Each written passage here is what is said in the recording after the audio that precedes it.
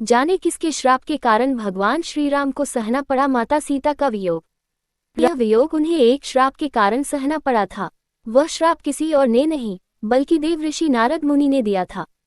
इससे संबंधित एक रोचक कथा है जो इस प्रकार है। एक बार नारद मुनि को अपने ब्रह्मचर्य पर अहंकार हो गया। इस अहंकार को उन्होंने भगवान शिव के समक्ष प्रकट किया। उन्होंने महादेव के समक्ष ये कहा कि मेरा ब्रह्मचर्य इतना अटूट है कि इसे स्वयं कामदेव भी नहीं तोड़ पाए। इस पर भगवान शिव ने उनकी प्रशंसा की, परंतु उन्हें इस बात को लेकर भी चेताया कि इस बात को आप अभिमान में आकर भगवान विष्णु जी के सामने न कहें। परंतु देवर्षि नारद नहीं माने और वे भगवान विष्णु जी के सामने अपनी इस बात गुणगान करने लगे। जगत के पालनहार भगवान विष्णु उनके अहंकार को समझ गए। उन्होंने उनके इस अहंकार को तोड़ने की रचना एक माया के रूप में रच डाली। दरअसल विष्णु जी से भेंट करने के पश्चात जब वह वापस जा रहे थे तो उन्हें रास्ते में एक सुंदर महल दिखा।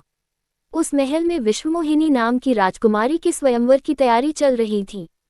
जब नारद मुनि ने राजकुमारी के रूप को देखा तो वह उस पर मोहित हो गए। राजकुमारी को पाने की इच्छा में नारद अपने स्वामी भगवान विष्णु की शरण में पहुंचे और उनसे उनके समान सुंदर रूप पाने की इच्छा जाहिर की। भगवान विष्णु ने नारद की इच्छा अनुसार उन्हें रूप भी दे दिया। नारद नहीं जानते थे कि भगवान विष्णु का एक वानर रूप भी है। अब उन्होंने वही रूप नारद को दे दिया, लेकिन इस बात से अनभिज्ञ नारद राजकुमारी विश्वमोहिनी के स्वयंवर में हिस्सा लेने पहुंच गए।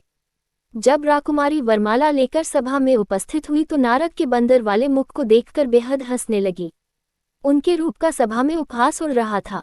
नारद मुनि ने सोचा कि ऐसा क्या हुआ जो लोग मुझे देखकर हंस रहे हैं और राजकुमारी मुझे वरमाला नहीं पहना रही है। तभी उस सभा में स्वयं विष्णु जी पधारे और राजकुमारी ने उन्हें अपना वर चुन लिया। ये देखकर नारद मुनि को आश्चर्य हुआ। उन्होंने पहले तो अपना चेहरा पानी में देखा। अपना बंदर वाला चेहरा देखकर वे बेहद क्रोधित हो गए। ऐसे में उन्होंने क्रोध में आकर विष्णु जी को ये श्राप दे दिया कि जिस तरह से मैं स्त्री के लिए तड़पा हूँ वैसे ही आप धरती पर अपनी स्त्री के वियोग में तड़पेंगे और उस समय वानर ही आपकी मदद करेंगे। जब भगवान विष्णु की माया का प्रभाव खत्म हुआ तो देवर्षि को अपनी गलती का एहसास हो गया। उन्होंने तुरंत ही भगवान विष्णु जी से क्षमा मांगी। जब भगवान विष्णु ने धरती पर प्रभु श्रीराम के रूप में जन्म लिया तो उन्हें इसी श्राप के कारण माता का वियोग सहना पड़ा।